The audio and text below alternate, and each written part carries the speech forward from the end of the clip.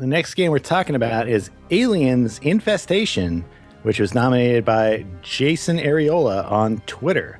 Developed by WayForward Technologies and Gearbox Software, published by Sega, you may have heard of them, for the Nintendo DS. The earliest release date was actually in Australia, September 29th, 2011. It beat Europe by a day. I should note that the credit for Gearbox Software is primarily nominal, because this game was originally intended to more or less be the DS port of the very unfortunate release for Aliens Colonial Marines. And so it kind of amounts to like a story by credit, or I want to say, yeah, more or less. I mean, it's weird because like the game they were making before this, when it was supposed to tie in with Colonial Marines, was different. Then Marines just got into overtime, and then the DS game was canceled. Then it was uncanceled, but then it was a different game. It's kind of confusing from what I understand. But I mean, the answer is essentially they still had the license and they still had some games. They went, you know what? Let's do it. Yep. Because Randy Pitchford wants money, but you shouldn't give it to him. I'd like to talk about WayForward a bit first. Yeah, sure.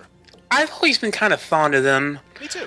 I'd like to say that they're basically the living spirit of 90s Konami, in the fact that they make a lot of licensed games that end up being surprisingly good, but usually that's more for money for their stuff they put their real effort into.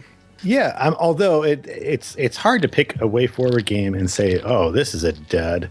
Like, they pretty much, they don't, you can tell which games, like the licensed games are shoved out faster probably than the other games. Like a Shantae game probably has time to kind of mature. This has probably had more effort put into it than, say, Hotel Transylvania. Perhaps, but I want to point out, like, WayForward's licensed games, like, if you want to compare them to, I would say, I agree with you, I would say maybe early 80s or late 80s, early 90s Konami. So, like, the Ultra Games era especially. That does feel like the WayForward thing, because there's all these licensed games that, like, for example, like Roller Games, which is a license that I'm surprised they even finished the game, because the license was dead long before they got to put a game out. Yeah, that was just such a weird. Or like, Monsters in My Pocket, which is like a garbage license. Even at the time, it did not have enough. It was I liked the Monsters in My Pocket toys when I was a kid, but they were kind of like a niche product. Oh, and what about the mission? Well, these are licenses that won't sell games. They're just kind of like, what's a license? Right, they're just like, what's the license we can slap on us? Like the don't forget the Lone Ranger. Oh, I don't know what deal with that was. Yeah, that's, well, I mean, I'm not sure if Ultra did that one, actually. Yeah, no, Lone Ranger is surprisingly good. Although one that Ultra did do was Mission Impossible, based on the 80s revival of Mission Impossible, which that's some real SEO spectacularity, but it's a good game, just way too hard for its own good as a... You know what is a pretty good license? Aliens. Cal wants to order Muppet Us today. Here's the... And thank God he does, because the thing about Aliens, and this is not my original thought, this is probably somebody else's, but since I can't remember the name right now, I'm going to spit it out there and people can attribute it to whoever, which is that the movie Aliens, the sequel to Alien, is kind of like the template for basically every modern shooter game ever. They're right. No, it really has. It basically did become Contra, is probably the biggest influence I can pick on, which is appropriate. And speaking about the spirit of Konami, that WayForward, prior to this game, was picked to develop Contra 4 to very good effect, if I do say so. She did an excellent job, yeah. Like, I mean, there's no doubt that Aliens as a movie to games was one of the biggest influences of like just elements of games, which is interesting because the Alien games in general are very hit and miss. Some of them are okay, some of them are pretty good. I disagree. Sophia and I were talking about this. Yeah, they've had a better track record than most game better than you would adaptations go. Yeah, the earliest Alien. Let's just do the history of this, because why not? But the earliest Alien game that I'm aware of is Alien for the Atari 2600. It was coded by Doug Neubauer, who's the Star Raiders guy, the Solaris guy. who was working at that time as a contractor for 20th Century Fox Games. And so what he did is he made basically a Pac-Man clone. I think they might have even told him to do that. And he ended up making a better Pac-Man game than the Atari 2600 Pac-Man. And on top of it, in between the stages, you had a bonus level that was Frogger. So it was bonkers and crazy, but it was not a bad game by 2600 standards. The C64, the Commodore 64, had an Alien game that was excellent. It was like kind of a very proto survival horror game. It had a lot of randomized. One was British and one was American. They were entirely different games. Oh, really? No, which one am I thinking of? The one where it's kind of randomized and you don't know who on the ship is the enemy. And are we talking about Alien or Aliens? Alien. Okay, Aliens is the one that has two versions. Well, Alien was an 8-bit system game, wasn't it? Well, so I know that Amstrad CPC has an Alien game on. I'd like to move ahead into the main topic bit and say if there's anything Infestation reminds me of, it'd be Aliens 3 for the SNES. Right, and that's the next thing I was going to go to. And for the Mega Drive, it's not on just the SNES. Alien 3 right? For the Super Nintendo. SNES version is entirely different. It's a bit more mission-focused. Oh, okay. I didn't play the SNES one, but this did remind me of the Mega Drive one in places, because it's very similar. Surprisingly good games based off of a relatively controversial film. Especially good because they were like Metroidvanias before that was a thing. They had that kind of element to them. Before people knew that, if I'm going to make a indie game, I'm going to make a Metroidvania, like they do now. Kind of interesting because the Infestation itself is based off script disregards from the canceled Alien 3, right? Like lots of bits and pieces were ripped out of that. There's an antagonistic human force in Infestation called the UPP, which was actually a concept taken from William Gibson's script, the author of Neuromancer. He pitched a script for Alien 3 that was basically a giant Cold War allegory, which, in 1987, I know he couldn't predict the future, but that would have been obsolete in 2 years, so maybe it's for the best that one wasn't realized, but it's like the UPP. Hey, I'm down with UPP. I mean, yeah, they took that. What was cool about this is that this is even Metroid took stuff from Alien in a kind of weird way. The Metroids themselves is the best manifestation of the horror concept of the original Alien, which I don't dislike the sequel Aliens, but it is a completely different movie. It just happens to use the same designs and characters as the original Alien. Well, the Alien is really smart. It is going to it's going to sneak up on you. It's going to kill you. That is what's terrifying, and you are powerless. And this game is interesting because it you could see that they were kind of building towards that, but you have this other legacy, which is the sequel, Aliens, which is like Halo and every other futuristic shooter ever. It is the pole star for that entire genre. Everything looks towards you've got the surly space marines who work for a shady cyberpunk corporation who are out there hunting vaguely insect-like aliens who are, it's all there, and it's in Aliens, and James Cameron should be credited for doing that. I think there was also, by the way, there was all this weird stuff happening with the Alien canon. I believe there was a comic series that was parallel to the movie Aliens that was a little bit different, and this game might borrow from that as well. Yeah. I mean, it's either they borrowed from it or they happen to come across the same sort of solutions and conclusions, which seems kind of too coincidental in places. Right. I think it's worth noting that this game was before the Alien Isolation, which is kind of like the reboot of that original Alien concept in a lot of ways. Right. So, because there are some overlaps between what Infestation does and what Isolation does. Right. So it's interesting that this came before that. In a way, yeah. I mean, in a lot of ways, the entire Alien franchise has been a series of attempts to recapture the magic of the original, followed by let's just go crazy, followed by let's go back to the original. Let's just go crazy.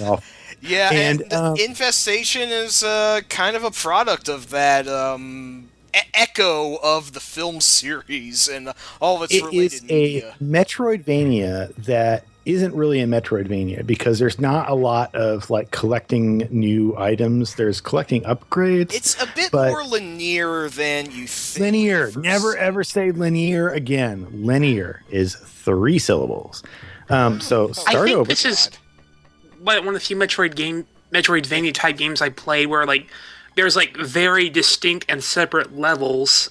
I mean, that's the thing about it, really. It's in some ways, it's just a normal, like, labyrinth sort of style game that's just kind of feels like a Metroidvania, but really it's just level by level that kind of each level plays out a little bit like a miniature, sort of Metroidvania. What do you guys think that is? Do you think that they wanted to make a Metroidvania type game? Or do you think that they really started out with this plan from the beginning? I couldn't tell. Given the way the backgrounds and sort of the graphics and some of the set pieces work, I think they did want to sort of do it level by level because that kind of allows them to change locations a lot. Because they have you visit several different alien and aliens locations across this game, right.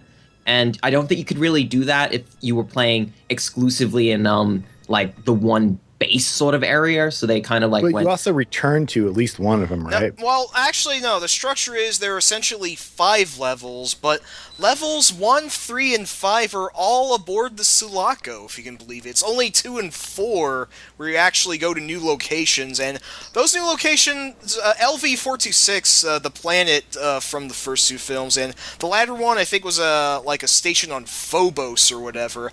Those are more straightforward than the Sulaco, which the ship itself is a little bit more Metroid-ish, but it still feels like, that the map's also relatively generous. It's not quite as secretive about things. It's interesting. It's kind of like if Super Metroid started out on the main planet and then at a certain point sent you to the space station part of it, and that was a lot longer, and then you went back to the main planet again. Yeah, it's a good way of putting it. Very, very. I know. Thank you. This is why I make the big bucks, people. All right. Don't self-aggrandize yourself too much just because I gave you a little push. Okay, but so we've said it's like Metroidvania. Actually, because the game is a little bit of a different style of play. It's kind of like an action game, but it's not exactly an action game. And here's the problem with it. As much as I hate to say, I don't want to say that it doesn't know what it wants to do. It doesn't know what kind of game it wants to be. I think that it's a game that they is a noble effort. What I like about the game is that it is a sort of Metroidvania, but it is a methodical, thoughtful action game that involves some backtracking. I do like it has a very different feel from most Metroidvanias. You have to worry about ammo a lot. You have to worry about not letting your guys die, because actually dying is actually a pretty big deal, because you have a very limited number of lives. Right. You have to find a new stranded Marine to get a new life. Yeah, and they all have unique dialogue. They have unique dialogue, unique art, right? That's really cool. That's a way forward thing to do. You just don't feel anywhere near as powerful as you generally do in something like Metroid, which I think is an interesting difference. I would say gameplay-wise, this one reminds me a bit of Blackthorn, which we've looked at before, and it definitely has echoes of that sort of cinematic platformer kind of. Yeah, there is kind of a little. But my problem with it is that most of the game seems designed around the assumption that you would have a kind of Metroid-esque freedom of movement, but your character doesn't. Your character has more of a Blackthorn freedom of movement, which is very restricted.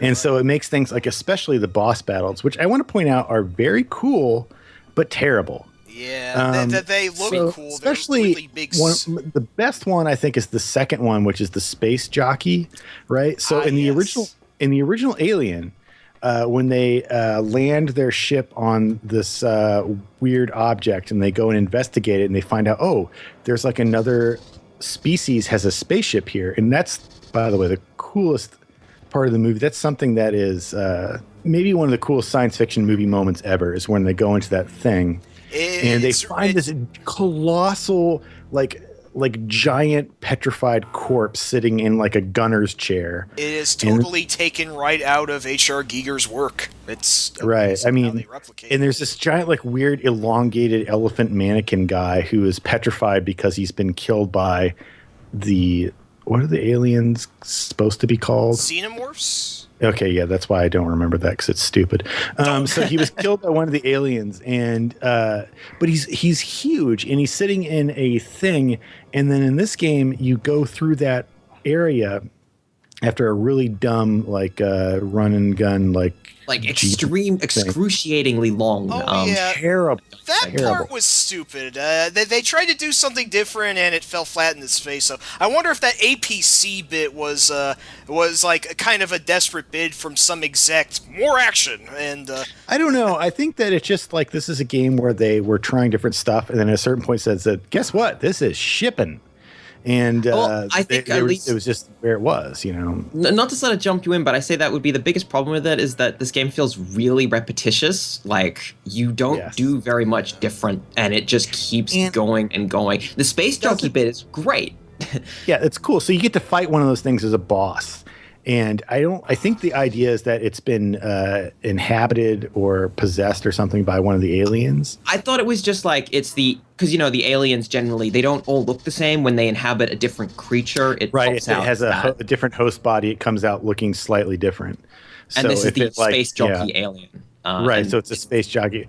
But the problem is that these boss fights, especially that one, I felt like was the worst because the angles of like where you have to hit, where its weak point are not easy to hit based on the controls in the mechanics of the game. Like it's really not always clumsy. Clear if you're hitting the right thing because they do react, but it's kind of flashes. But it flashes and it takes forever, and you can boss fights. The fight is like running backwards and then rolling a lot and hoping you don't get hit. Yeah, I actually have. I have less problem with the enemy's hitbox and more your own because, as Bob was saying, that your own movements aren't really built to evade fantastic attacks like all the acid puking and various enemy face huggers that they can spawn. Your limited movements do feel detrimental, and that the fights do kind of come down to wars of attrition. You have to be really careful going and generally methodical. Where's an aliens game? Yeah, it does, but I feel like the boss battles are a real problem. Yeah, even the first boss basically just wrecked me. Took out two of my guys. Me too. I couldn't beat a single boss without losing at least one Marine, no matter how good. I love that the first boss is like the alien queen. Like, usually in an alien game, that's kind of reserved for, like, the end. And then in this one, it's like, okay, the first boss is the queen, go get her! But and it's this game is very much premised on the idea that it is taking place parallel to the second two Alien movies. Which is kind of cool. I hate to dump on this game because everything about the game is like they were really trying hard to make this a good game, and it is not a bad game.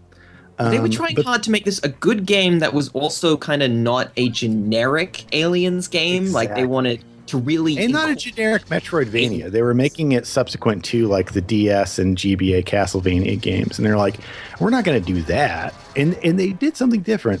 The boss fights are garbage, and I feel like somebody said, how can you not have boss fights?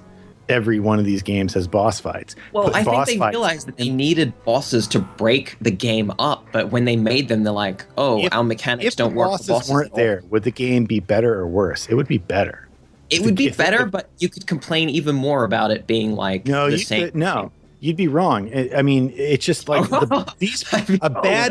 here. Okay, so I'm putting this down. All right, this is like the 11th commandment.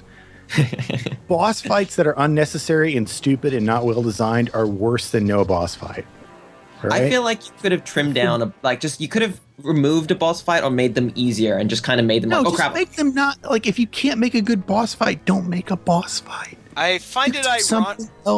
I find it ironic we're talking a lot about bosses now when I realize we almost completely left them out of our Metal Gear Solid discussion, and those are on the whole great bosses. You only talk about things that are bad. You talk about those a lot more than things that are good. That's how. By the way, let's talk about the Star Wars prequels for 50 minutes. For God's sake. So yeah, I mean, my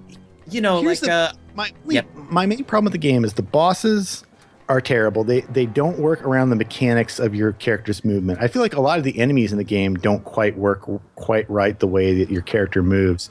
There's a lot of issues with like humans cover mechanics and stuff. Like enemies can like pop up. Enemies take so many hits to kill generally, especially just the regular guys. At least until you get the shotgun and start getting the upgrades. Yeah, it's really bad.